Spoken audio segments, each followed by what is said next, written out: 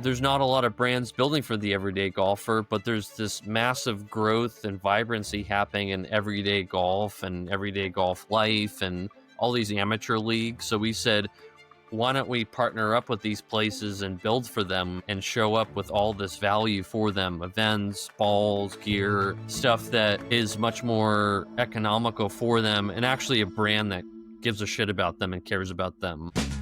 Welcome to the DTC Insider podcast, where online business owners come to find actionable tips and tactics to grow their businesses.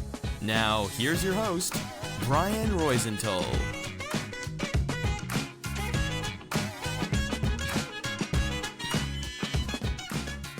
Hey, welcome to another episode of the DTC Insider podcast. I'm Brian Roisentul, your host, and today I'm joined by Jordan Lunetta, the founder of Odin Golf. Hey, Jordan, thanks for being on the show. Hey, Brian, great to see you. I know we were just talking earlier about your trip to Berlin, which was pretty epic. Yeah, and just to give the audience context on that, you live there. I live in Berlin. I grew up in Northern California near San Francisco, where I'm actually dialing in now. We were in town for a big golf event that we do yearly, but we run the business from Berlin. And as we were joking, Berlin is like one big Depeche Mode album, very grungy but sexy, a lot of interesting parts of the city, east-west vestiges of the past, and just an incredibly eclectic place to live in and just amazing spot. So I'm really glad you got to go visit, and I'm sure we could jam for hours on the city. Yeah, I'm really glad you got to go. Yeah, so I had a great time with my wife back then.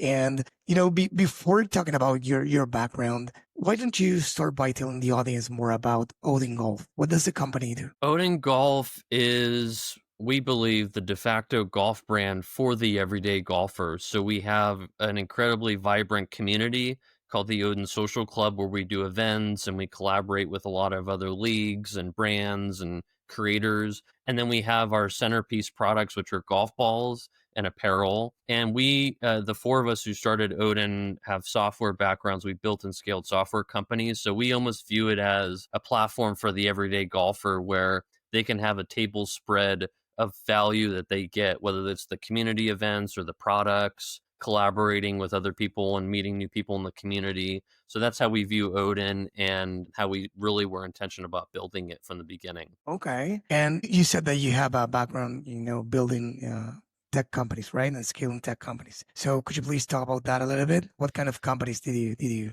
found and did you start and scale? Yes, so the four of us worked in Berlin and other parts in Europe in the consumer tech scene. So Berlin for many years, and I think it's changing a lot now, but it was viewed as the quintessential consumer tech hub of Europe. So what happened was you had a lot of repurposed e-commerce models from the US and other places like Airbnb for Europe or food delivery for Europe, which is a company that some of us worked in. So that was quite interesting. And that was through the Uber area, growth at all costs, which was really fascinating. The few of us, we helped build up Delivery Hero, which is still around. It's still one of the largest food delivery companies in the world. And it was basically building for Europe, Asia, Latin America. We had a company actually, Pedidos Ya, and in Latin America, you may be familiar with it. So we were everywhere basically except the US. And this was, it was a fascinating time. And this was basically like the era of raise as much money as possible and just basically take the war chest and go around and acquire and build the business. It's since changed, as you know, much differently now in today's day and age. So we built that up. Myself, I started a developer tools SaaS company in Berlin and built that up for a couple of years. And then the four of us have been golf nuts since growing up. And that was the impetus for starting Odin, for taking what we've learned in the software world and then bringing it to what we would view it as a hardware good, golf balls and apparel, and which was much different building than a software company. Being from the US and moving to Berlin when you were 20 years old or so? Yes. What are the main discrepancies, the main differences, good or bad, doesn't matter, but the main things that you find different between the two cultures? I was really specific and intentional about wanting to live and work in Europe. And during my bachelor's, I had done a semester abroad in Rome, and I was playing water polo with the team in Rome and also studying there. And I was eating cacio e pepe all day, carbonara, drinking Negronis, and I was like, okay, Europe, this is incredible. What a lifestyle. I want to do whatever it takes to get back here as soon as I finish school. And being from the Bay Area, tech was in the DNA just growing up around the farm of tech here. And I didn't want to work in London. I looked at some other tech hubs, but Berlin was very akin to what I had in San Francisco. Very eclectic, very international, very open. And I just saw that, hey, I wanted to work and I'm Italian by background. So food is a centerpiece of the family, maybe used as a political weapon in some regards. And I wanted to work in food tech. And really the only couple food tech companies were being built in Berlin, and Delivery Hero was one of those companies. And I basically talked my way into a job there 12 years ago, moved over there, and I like I said, I was already familiar with how Europe was, but Berlin was a notch up in a lot of ways because there are some international components to it, but it's quintessential Italy. It's a very chaotic Roman, very specific and nuanced Italian city. Berlin, you hear Portuguese, you hear Spanish, you hear Greek, you hear English, you have Aussies, you have Brits, you have a amalgamation of all these different cultures. And what's really cool about Berlin is everyone starts on the same foot when they move to the city because it's so international. You're looking to meet new people, you're looking to explore, have more adventures. So I always found that it was much easier to meet people in Berlin because everyone's on an even playing field.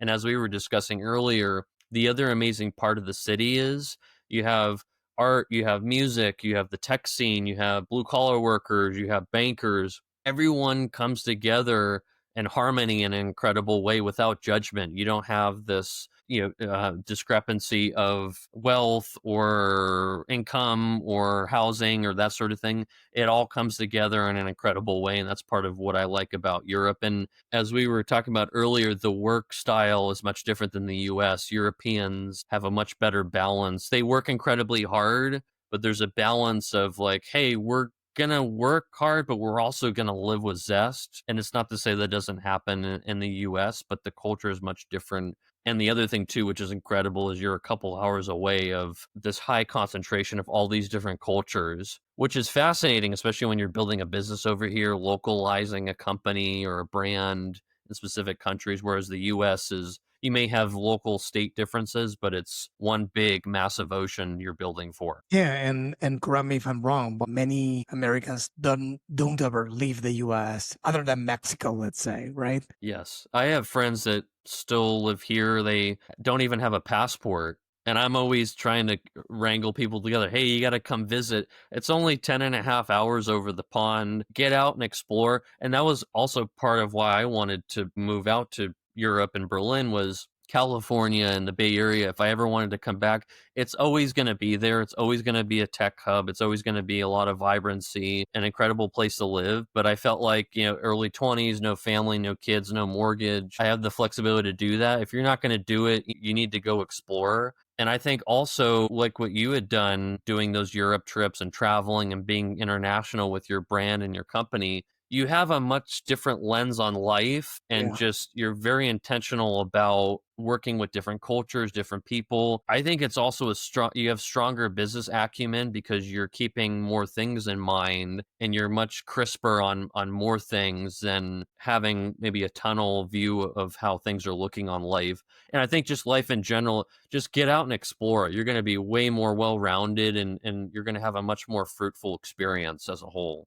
Yeah, I totally agree. I was in fact going to say something similar. I made my first trip to Europe when I was 18 years old, and it opened my mind. Like it was, I cannot even describe that with words. It was like as a kid, you worship your parents. You think they are this, or I think I did, the smartest people there are, and I love them and they are smart, but it's like you don't know better. That's what you know. If all you taste or you try is the coffee shop around the corner, you're going to think they have the best coffee in the world because you haven't tried any other. If you live within your own same reality, forever, you won't know better. You won't get new ideas, fresh perspectives, and yeah, going to Europe or any other place opens your mind like wide open. I have met my main clients in the agency in the US. I travel there, but not many clients travel down here. And one did, not because of me. It was a coincidence, two actually. But one, it was funny because they came down here for, a holiday, and then the pandemic hit, and they were trapped here, but they liked it. So they started living here. To this day, they live here No since the kidding. pandemic. And we discuss and we have fun about all the crazy stuff that happened here that we as locals don't realize, because it's always the outsider that tells you how you are different, even if it's better or worse. But it was like the cable guy, that he came to connect the cable to install it, and he invited me to a soccer match with his friends. It was like, what? You're the cable guy, like, and it was like, it's like, you're super open, you're like that. And yeah, we were having some fun around that. But yeah, it opens your. It definitely opens your mind, and if you see a couple football games or two out of it, that's incredible. And that may happen in the States, but I think people are more afraid of opening up because they're thinking, we're I'm one thing I get all the time, speaking of, that mentality of like, hey, being open, there's a couple of examples. So hitchhiking is a big no-no in the US for many reasons. Hitchhiking in Europe, I don't know how it is in Argentina, but hitchhiking in Europe is very common for people to get around. And when I talk to friends or people in the US that ask about it, they're dumbfounded. They can't fathom hitchhiking, which I understand because they have the US viewpoint of hitchhiking. It's incredibly dangerous. That's a no-fly zone. That's another example. And the other thing too is the safety element, which I know is different for every city. But for Berlin, for example, it's for the most part safe. Yeah, there's areas maybe you don't want to go. But when I first moved there, I was younger. I was clubbing out to, the city never sleeps. There's always stuff happening. And I would tell people, yeah, I feel comfortable walking down the street. Like, it's much different than if you're going to walk at 3 a.m. in San Francisco, or I don't know how it is in Buenos Aires, or New York is very specific. So I think just, that mentality of like, hey, there's another way to live, and there's another mentality and viewpoint on life. And your clients and friends who moved down there, they said, oh, actually, shit, this is incredible. There's another way to live here. And I'm sure that drove a Yeah. lot of their decision making. Yeah, Buenos Aires stays up late. The other day, I Yes. was celebrating the anniversary with my wife. We went to and then we went to have some dinner, and I saw some table, available inside, and it was cold. It's winter. It's the opposite here, right? So currently it's in autumn, slash winter. And then I wanted a table inside, and they said, no, these are booked for the shift of the 10:30 p.m. So what Yeah. I'm trying to say is that we have dinner late. Now I have Yes. little ones of almost 6-year-old twins, Mhm. so I have dinner at probably 8 p.m. But otherwise, in Argentina, we have dinner at 9, 10. I don't know if 11, but if you go out Saturday night, Friday night, whatever, probably 10 p.m. is common. And probably I had a super hard time finding a restaurant open at 9 p.m. in Europe, right? Yeah, totally. Germans especially, they eat 6:30, 7. I know Spaniards, Italians, the Mediterranean cultures, they eat Yeah. later, akin to what you guys have. 9, 9:30, and it's fascinating, man. And so when you guys you start work later, right? Like 10:30, 11 in some cases. Yeah. So talking about Odin Golf, because I have a lot of fun talking about other things, but people listening to this is like, okay, when are you guys going to talk shop and talk business? So I have something interesting for all of you watching and listening, and no pressure, Jordan, of course, but there's something special about this episode, something special about your company, that due to this whole cost context and ecosystem that these days happen in the US, many brands are looking to, starting a business or starting operations in Europe. And that's where you operate, right? So what can you tell, being an American, but operating and living in Europe, what are the things that are probably, um, that American brands should know about Europe, and don't, let's say, underestimate when looking to opening operations there? So we live and work in Berlin, but we build specifically for the US market, and we come back all the time for our golf events, seeing our customers and our community in person. We're hanging out on these digital watering holes, and part of why we built the community was, hey, golf is done in person. we got to get together live, and that's something that we do a couple times a year. But we just build in living in Berlin, which is fascinating because when we're building for, Pacific Standard Time, which is 9 hours behind, we're in our skivvies at night, building the business at our homes, which is fun. So golf specifically is completely different in the US than it is in Europe. And even within Europe, it's much different in Spain and Portugal and Germany and Italy, and then obviously up across the pond in the UK and Ireland. So it's much different than if you're going to be building a direct-to-consumer deodorant company or cereal company or apparel company. I would say the biggest thing to keep in mind, first off, is all the nuances and the localization that you have to do in Europe with all the different European countries. So you need to think about the go-to-market. So for example, if you're an apparel company, is brand positioning, is this marketing, is this a go-to-market that, we're doing in the US, but is this going to work in Spain? Is this going to work in Belgium? Is this going to work in Netherlands? So the first thing you should look at, like for example with us, golf is massive in Spain and Portugal and the UK. It's really not a big market in the Netherlands or in Belgium. There's people golfing or in Greece or Italy. So that's the first thing you look at is like, hey, what's our go-to-market here? Where are our entry points? And who are our personas? Like, are these people that are going to vibe with our positioning? Do we need to adjust our positioning? Do we need to look at how we do marketing differently that has all sorts of implications with the digital marketing? Is there offline that you do? So I think that's the biggest thing is like, who are we building for? What's this market like? And what are our entry points? So for example, if Belgium's big for your product, maybe you have people in Belgium already buying your product or they want to buy your product, it's in the US. Well, maybe that's something you should start to squeeze on and noodle on. Hey, maybe this is our first entry point so that we can learn. But if you want to go to Poland, well, that's a completely different persona, different language, different currency. There's so many local nuances that you have to keep in mind. And then you have to also figure out the operations, the shipping, the fulfillment, the logistics. The good news is it's really gotten much better and it's up par with the US on that front. So, and I think the good news is, and that's part of what you guys do with your company, is if you want to test stuff out in different markets, maybe you want to do Portugal, maybe you want to do UK, you can very guerrilla style test stuff very easily now. And I think that's really great. That's something that we've learned too. We've always been champagne taste on a beer budget. We didn't raise funding. We've always been bootstrapped. So we've always found scrappy ways to test markets, locales, regions. And I know the US is much different. It's a one big ocean. There are state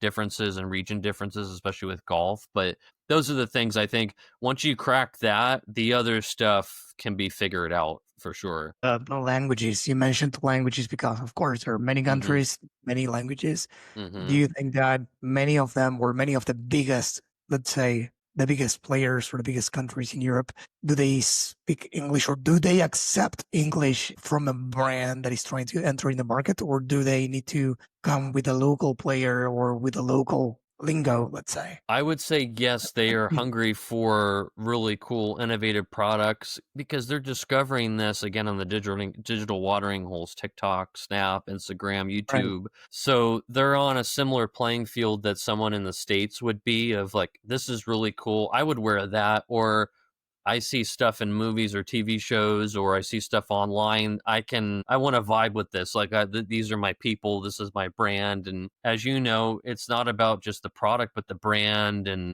am I going to vibe well with this brand? Do I associate with their positioning, their mission, what they stand for? That goes a long way, especially with the younger generation. So the language, I think, and this is something that we looked at very specifically. So our positioning is on the bolder side. It's a little bit edgier, especially for golf. So our positioning and our edginess would not work in a lot of places in Europe because it wouldn't translate directly. And so our tagline is "Go balls out always," which in the US is basically like a go big or go home type mentality. In the US, there's a lot of those kind of sayings. They also exist in Europe, but it's a lot of those puns or sayings, everyday life. So go balls out always. If we translated that in Germany or in Dutch, it wouldn't hit well like it would in the US. Because when people in the US first heard that, they're like, oh, that's cool. You're selling balls and the go bigger, go home edginess. And if you look at our box here, it's bold, it's paint splatter, it's edgy. that's not something that would work in the culture in a lot of ways in Europe. So if you're a more neutral, let's an example, a deodorant company, a D2C deodorant company that's more neutral. Maybe you talk about the product and the sustainability of it and the utility around that. Maybe the positioning is more neutral and not as edgy. Something like that, I think, could be localized very well. So you have to find a balance. And also, too, I think we could probably, if we really did the homework and really were wanting to build for Europe now, we could localize it, and maybe something Germans have a saying that is golf related, but it could also work in the subculture or slang. That also, but you have to really dig in and really focus on, this is a market we're looking at. Yeah, and of course, what I'm going to ask you, of course, will depend on each vertical. But what would you say are the biggest? Which ones are the biggest markets in Europe typically? Typically, so it's much different now, but the UK, for example, because English, and it's more akin to North America. So that's kind of a first entry point. We saw that too, like in the software world. A lot of software companies will go to Ireland, or they'll go to the UK first, and then they'll spread out to Germany, for example. Then they'll go over to, for example, the Netherlands. So I would say, look at like the subculture, and again, look at your positioning and who you're really targeting. If you're going for a younger demographic, you can start with some big cities. For example, Berlin is great. That's like ground zero for new stuff that happens in other places in the US, that there's a lot of things popping up. I always felt like Berlin was like 5 to 10 years later than a lot of stuff in the US, but it's getting much faster now because we have this global village. They're looking at YouTube and TikTok and all these places, so it's much faster of a turnaround time. So I would say the initial starting point is big cities. That's probably not a bad bet to look at. I again, if there's a certain slant of your product that, for example, Spaniards would really like. Maybe you're building a D2C olive oil company. Well, Mediterraneans love olive oil. That's the centerpiece of their cooking. Maybe you start there. Germans love olive oil and they use it, but they're not going to rock their socks off as much as Mediterranean culture. So those are the types of things you really have to look at.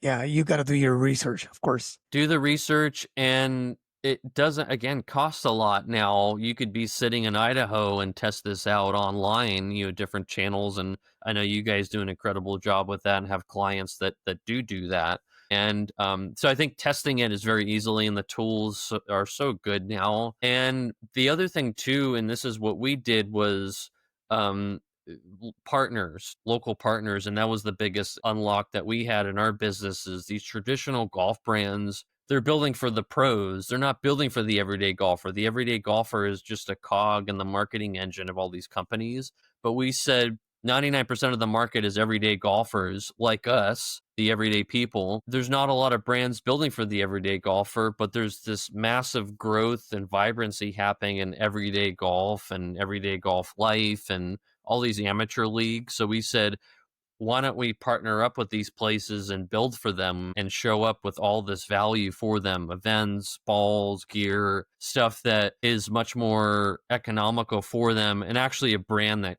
gives a shit about them and cares about them. And that's part of our tagline.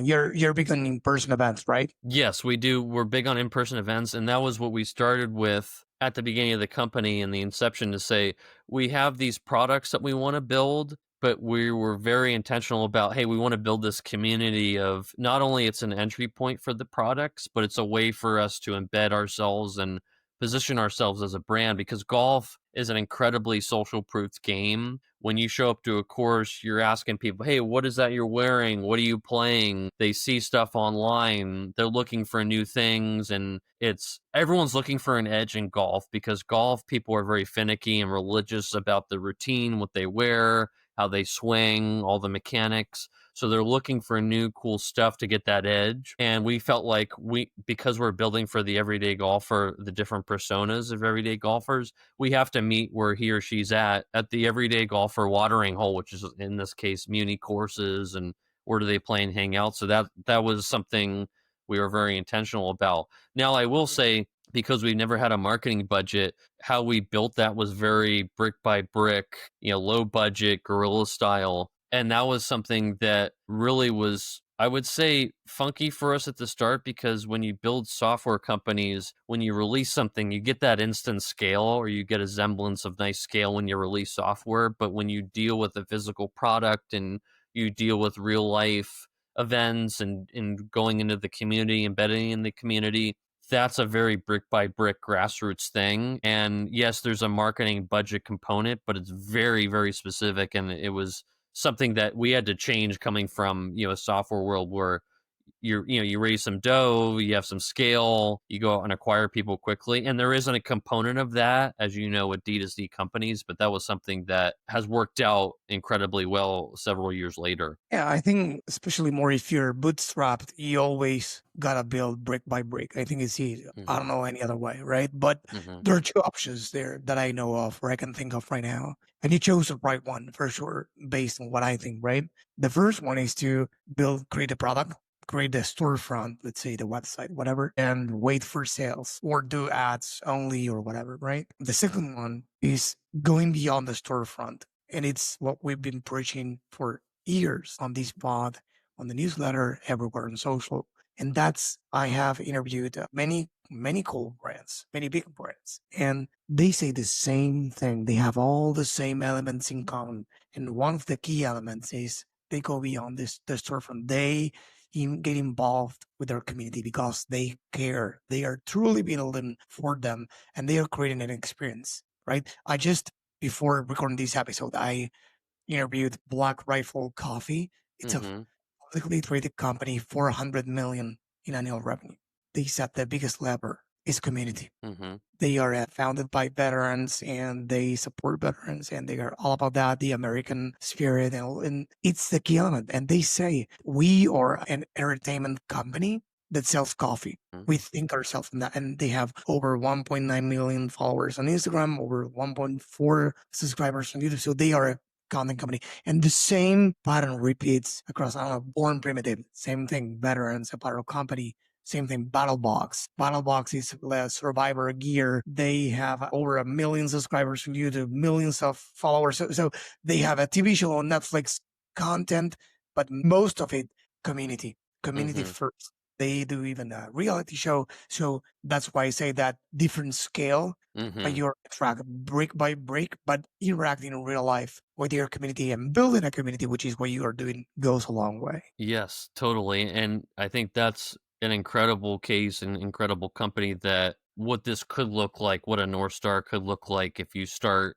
being very intentional about building a community and moving beyond just the product. And that was the big unlock that we had building consumer tech companies. It was candidly a bloodbath, especially in food delivery, where consumers are incredibly fickle. They have everything at beck and call on their device, laundry, food delivery, music. There's no shortage of choice of things to buy and associate with. So moving beyond the product and again coming with a table spread of this is a brand that basically speaks to you as an everyday golfer, and we're out in the community here, we're telling the story. This is a mission and a brand that we can associate with. It's actually building value for me beyond the product. The products are incredible. I mean, you need to have an incredible product. But we said we need to move beyond the utility of just the product of like, hey, they're getting value, they're meeting new people. They're actually, we partner with a lot of other brands too that come to the events, other leagues. So that, hey, I'm this new golf club company or this new tea company or this new hat company, whatever it is. I'm also getting value beyond what Odin is providing me. I'm getting much more here, and I think it also helps with like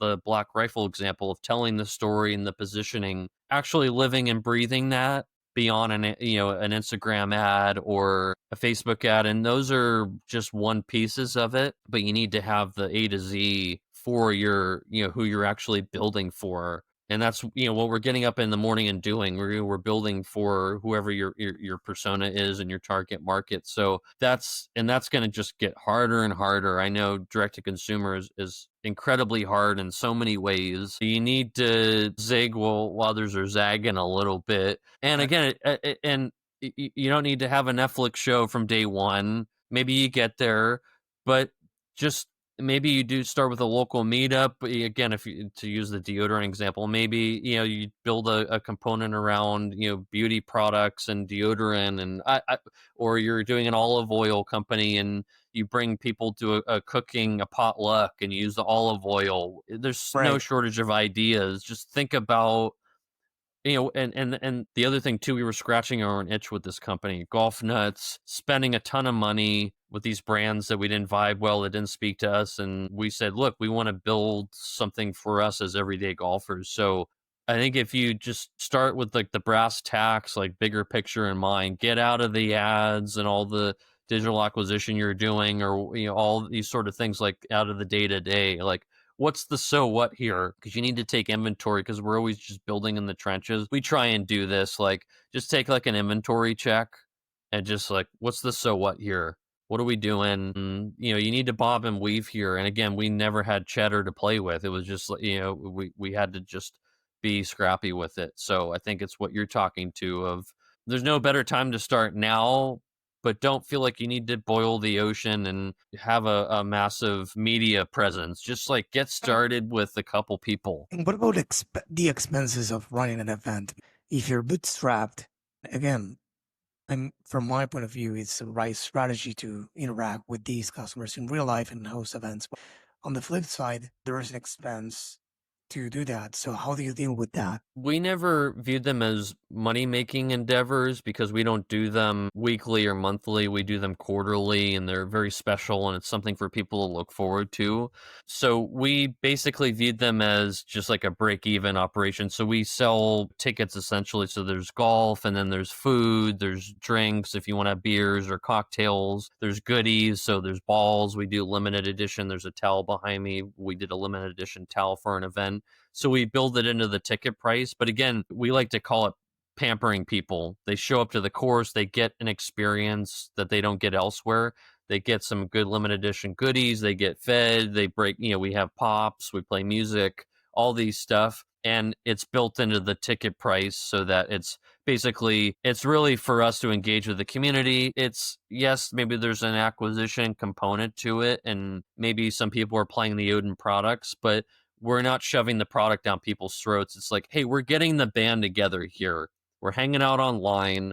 Let's get together, play golf. If you want to play the Odin products, great. If not, you just come together as an experience, and that goes much further in a much longer way than like, hey, we're getting you together, but we're trying to sell you all this stuff. Like, that was never our operation. Now, I would say the caveat is if we were going to do them much more frequent, like weekly or monthly, we would have to build a more economical model and do it that makes sense, and there are ways to do that. But we were just like, hey, we're earlier in our journey, let's just get people together, and that is a starting point. But if you want to do them at scale, yeah, you don't want to lose money on them. We're building a business at the end of the day. So, and there are ways to do that for sure. And we know other brands that we partner with that do that. They do it at scale, and they have a much better model there. Right. And what do you do to acquire customers, to buy your products, not for the events, right? So the online, for sure, I think Instagram, we started very early, and we started doing a lot of different golf content on the course. And what we do is basically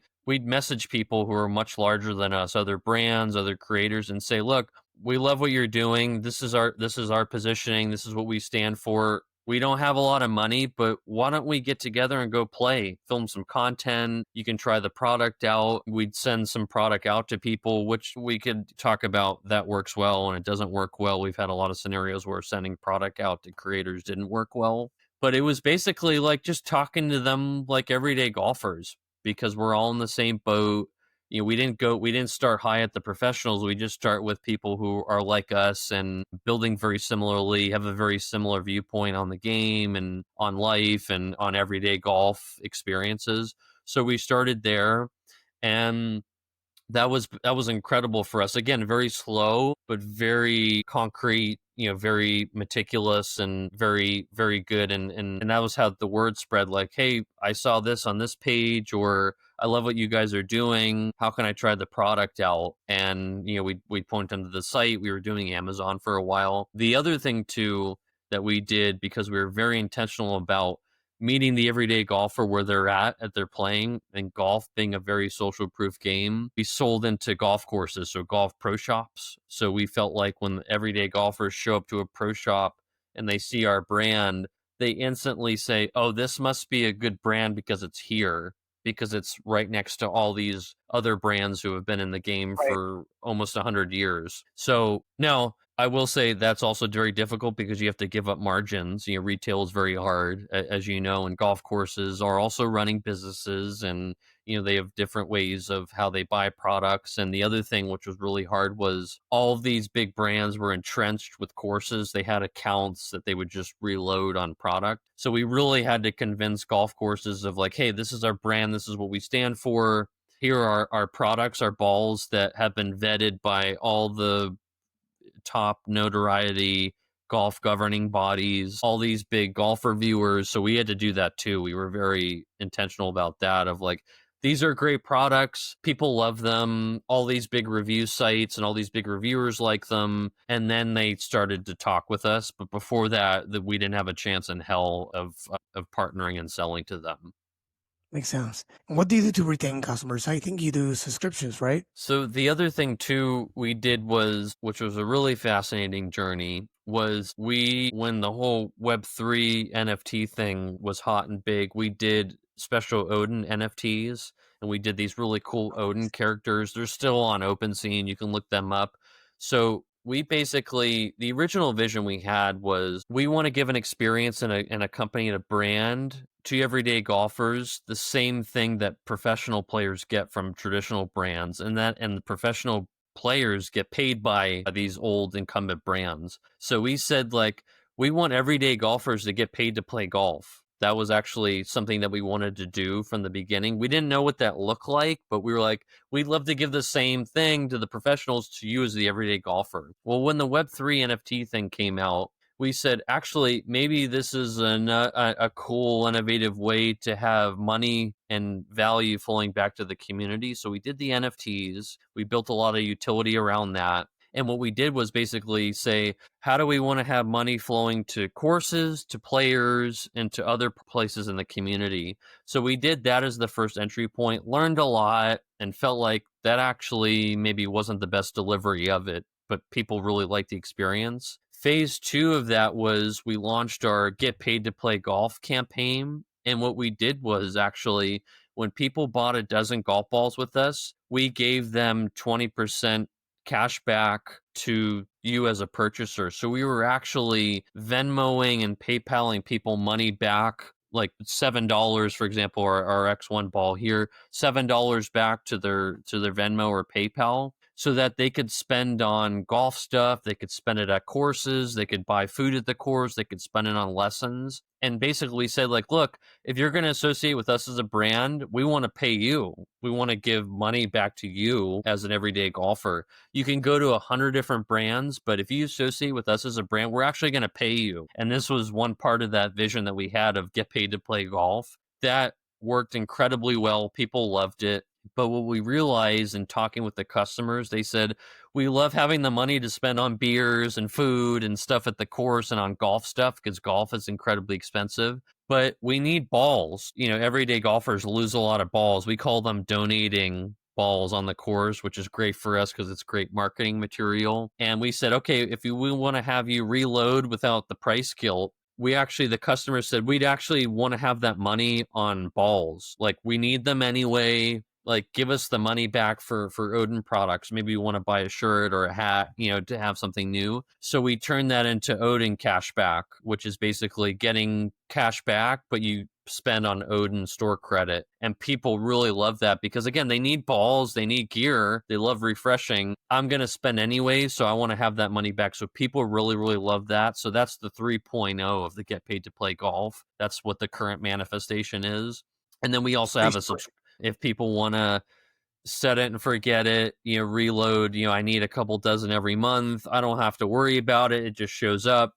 People also really like that. So that's separate from the cashback Get Paid to Play Golf thing. That's just, again, thinking about what's the platform utility that people are getting out of this. They get value out of the events. They love subscription. Not everyone loves a subscription, but if it's there, it's very Sure. easy. So that's how we thought about it. And again, it's like reading the room, taking inventory. Like, is this working? Or talking, like getting out of the building and talking with people, and the events help with that because we get to talk with people. Yeah. Yeah, right. Or back, like I think there's no replacement to that, because when you Mm-hmm. interact with people in real life, even if they don't say anything to you, wow, let's say they are in your store, even if it's a pop-up store, or reviewing your products in the golf course, Mm-hmm. they are, even if they don't say a word, their face, their expressions give you signals. Sometimes they might be talking to a friend and say, oh, I don't know, we have had, companies here that sell, I don't know, bags. And it was like, oh, the pocket is too small, too big, or does it have a pocket for, whatever, the laptop or whatever, so you can get those interactions that, sure, some could come in a form of an Instagram comment or inbox or whatever. But many of those interactions, or some of the, not the first question, but the second interaction, like they ask something and it's like, would you need that? And it's like the explanation behind that. And I think what you did is, I was saying that it's a great story, because actually what you said in a way happens everywhere. Like many brands have a good intention of offering their customers a benefit, but sometimes it's the wrong one. Not the wrong one, but you get it. It's like, it's not the one they were expecting. It was like, this is so cool, but it would be better. We would rather get this instead. And listening to those things is pretty important, because this happens with discounts, with subscriptions. We help brands, grow their subscription base as well. And the number one mistake across the board is not understanding their customers. So why they churn. You're going to churn. Here's a discount.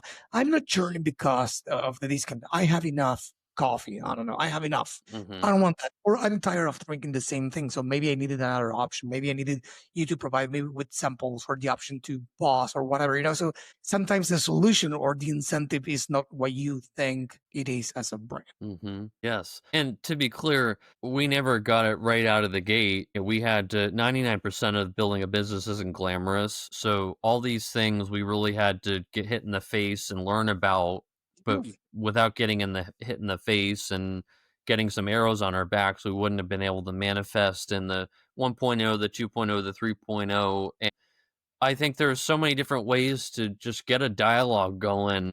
You don't need a massive pool of people. Choose 5 customers, choose 10, and it doesn't need to be a live event. It can just be like, hey, you reaching out as the founder, which you wouldn't believe goes incredibly long way. That people love hearing from the people behind the brand, and that's part of what you do incredible with the pod, right? Is I hearing from them. And I'll like email people, just, hey, tell me about the the experience, anything we can improve. By the way, I'd love to hit the sticks with you and play. There's a commonality. There's golf. Everyone loves golfing with meeting new people, so that's worked really well. So whatever your respective industry and business is, if it's a bag, maybe it's, hey, I want to send you a prototype bag that we're testing, beat it up, maybe travel with it. Let me know what you think. We'll get you in the ground floor. Whatever the example is, it can be done. Yeah, I think on the fly, and maybe without even noticing, you're throwing some golden nuggets that I wanted to highlight for the audience, because I come from the computer science background. Mm-hmm. My first company was a software factory I built as well Mm-hmm. before going into marketing. And what you said about version 1, 2, 3, that comes from that background, doesn't it? Mm-hmm. It comes from building software, Mm-hmm. because Yes. that's how we think, because that's the way of doing things there. It's like you release one version, then the other one, and then the other one. But the founder mindset is, oh, I failed, Mm-hmm. right? I Yes. tried. This didn't work. I'm a failure and whatever, And even though we don't get, like, we can get that too. We think of this trial and error as the next iteration. And you said Mm-hmm. that clearly, right? And that's a strong mindset that most people should adopt, because that will help them embrace the what doesn't work. It's not failure. And even if you call it failure, if that's a word you like, it's good. We Mm-hmm. learn mistakes. We learn from failure. We learn from what doesn't work, and we become a better version of ourselves, the product we're building, whatever. Right? Hmm. So I think that's a good mindset to treat things. And I always say the same thing to my team. Like, this is for the SOPs. I don't know, the processes internally that we have. Hmm. Like, this is version one. Do you find that something doesn't work? Let's create version two.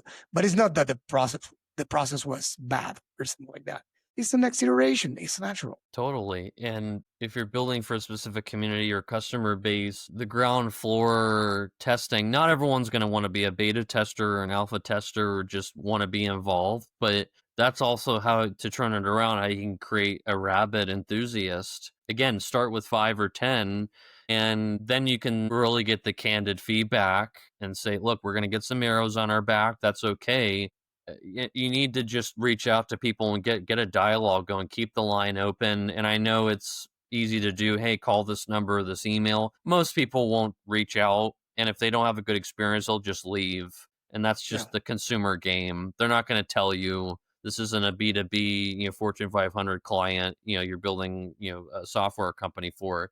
They're just going to leave and go to the next brand or the next in line. So being very intentional about it doesn't cost anything to send an email. I'll even do it I won't even do like an email blast. I'll just, so and so, they just ordered a couple weeks ago. I'd love to tell me about the ball experience, or how'd you play? How was the round? And even if it's not about the product, they're just like, hey, these are my people. And I think if you put that off, then they're going to be more. And I'll even have, now that we've had that spirit and working with people, I'll have more and more people reach out basically on their own volition, like, hey, just wanted to send you some feedback. We just launched some glow golf balls recently, and some people sent some feedback like, hey, this didn't work, or it was a little bit hard, or the light was out. And I said, thanks for the feedback. I've been hearing it from other people. What else can we build into the next iteration? And if you're just like candid and just and open with people, people really appreciate it, and they're more likely to be okay with, hey, if something didn't work, but these guys and gals are working on it, they're improving, and I'm excited about what the 2.0 and the 3.0 looks like. But don't feel like you need to hide behind an 800 number or an email, hey, blah blah blah.com. As you said before, I speak with, brands of all sizes here. And the most successful ones, or at least the ones I consider most successful, they have many things in common. And one of them is that they reach out to their customers. One of them, a mid-8-figure brand, what they do is they have a customer success department, Mm-hmm. proactively customers. And they even do this, like, I haven't heard this, but they, the classic win back flow, the Mm-hmm. email, like, for those who don't know, it's like, we miss you. If you bought a long time ago, they retarget with some we miss you emails, and we all get those, right? But they call them to say we miss you, but not to say just that, to ask feedback. Hey, you've been with us for I don't know how long in the subscription or not, and it's been a while. We would just want to reach out and see what happened. If you didn't like anything or whatever. And of course, over time, have adapted their processes to transition to a sales pitch. If there's a fit, what can we do for you to come back? Would you be happy with this offer or whatever? What can we do for you to make you happy? And they have KPIs of that. They actually get customers from there. So they have like a phone version of the win back flow, literally an 8-figure brand reaching out to the customers. If you are a 6-figure brand, 7-figure brand, 9-figure brand, 10-figure brand, reach out to your customers. You as the CEO to the VIPs for everyone, you want customer success department, whoever, but you cannot live in a world in which you're distant from your customers, because in the end you're building for them. That's right. And even if you do a bunch of those calls or emails, and even if you get one or two nuggets, maybe you get a nugget or an insight of a product or a service that you're currently thinking about building, maybe that reinforces it. So it can only go up from there. Even if they end up leaving or they want nothing to do with you, you get unlocks that, actually, we were thinking about doing that a year from now on the roadmap. Maybe we bump that up maybe this is statistically significant data of other things that are happening or other symptoms. It just doesn't cost anything to do that, really. And it's much better than just trying to trawl the internet or I mean, comments are great, and looking at forums on your products, that's a good supplement, but the direct line, nothing can replace that. I think that separates companies that care from those that don't. And maybe some companies care and the founder is shy and they don't want to bother customers and they truly care. I'll give them that. I've spoken with many of them. I'll say the following, like, again, if you care, if you truly, truly care, talk to them. They won't reach out. As you said, you need to reach out to them. So anyway, Jordan, this was amazing. I wanted to thank you for being here. We went over the time we had scheduled, so I wanted to thank you for that as well. Before you leave, I wanted to ask you, where can people go to learn more about you personally, if you're present on LinkedIn or any other social media, and about, of course, Odin? You can find Odin at odin-golf.com. You can email me anytime, jordan@odin-golf.com. Always love jamming. If you're into golf, would love to talk about golf stuff, or just business building or jamming or shooting the shit in general. I love doing. And you can find us on Instagram, Odin Golf. We're on TikTok, we're on YouTube, predominantly on Instagram, and just would love to hear from people. And I would say just keep fighting the good fight. Again, building a business is not glamorous at all. I mean, all this stuff we're talking about, there was tons of behind the scenes things that we had to do. And I know everyone listening and watching is going through the same thing. So keep pushing, and again, just take those inventory checks, keep the bigger picture in mind.